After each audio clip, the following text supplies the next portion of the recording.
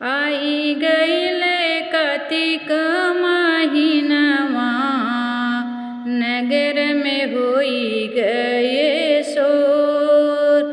आई गईले कार्तिक महीनवा, नगर में होई गईले शोर। कहला कवन राम धनी से, ए धनी रह छठीवार। कहला कवन राम धनी से, रह छठ इतवार। कहला कवन बेटा मम्मी से, मम्मी छठ के बरत। कहला कवन बेटा मम्मी से, मम्मी रह छठ त्योहार। नहीं जाने छठ के बरतिया, कैसे अरगिया दिया। नहीं जाने छठ के बरतिया, कैसे अरगिया दिया।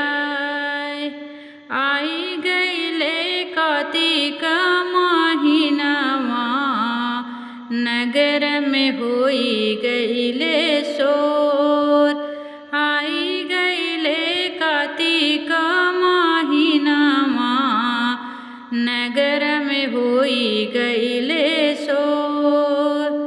3 दिन के कठिन बरतिया, धनी करा मन लगाय। 3 दिन के कठिन बरतिया, ए मम्मी करा मन लगाय। 3 दिन के कठिन बरतिया, धना करा मन लगाय। 1 दिन न भूख संझवतिया, दूसरा दिन चलो छठी घाट। 1 दिन कर संझवतिया, दूसरा दिन चलो छठ घाट। सजवा के दिहलू वरगिया, भोरवा मांगी हायसी। सजवा के दिहु धनिया रगिया, भोरवा मांगी हायसी। सजवा मम्मी दिहलू वरगिया, भोरवा मांगिलू से।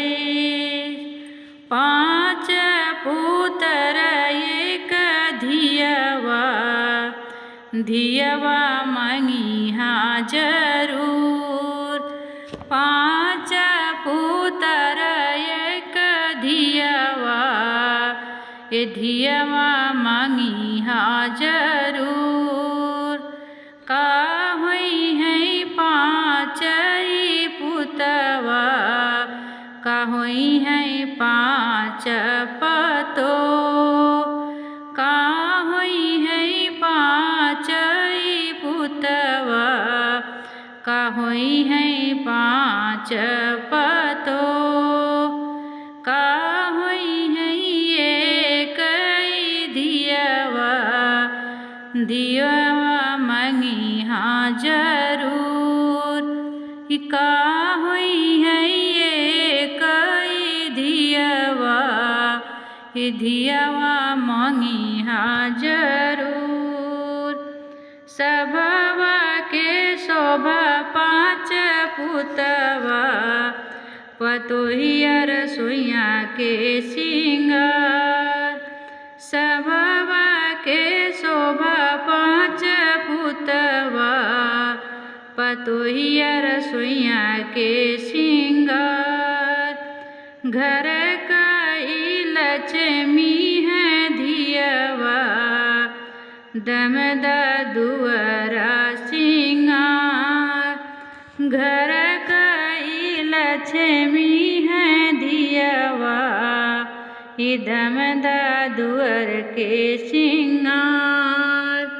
आई गईले कार्तिक महीनावा, नगर में होई गईले शोर। आई गईले कार्तिक महीनावा, ये नगर में होई गईले शोर। कहेला कवने रामा धनी से, धनी रहा छठ इतवार। कहेला कवने रामा धन से, धनी रहा छठ त्योहार।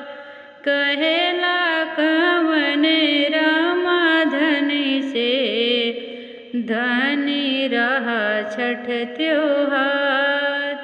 कहेरा कवने रामा धनी से, धनी भूखा छठ त्योहार। तो ये प्यारा सा छठी माता का भजन आपको पसंद आए तो प्लीज़ हमारे चैनल को सब्सक्राइब करें, लाइक कमेंट करें, ज़्यादा से ज़्यादा शेयर करें। हम आपको इसी तरह के अच्छे अच्छे भजन सुनाएंगे। आप हमारे चैनल पर बने रहें। तो चलिए हम इसी के साथ एंड करते हैं। धन्यवाद। जय छठी माता।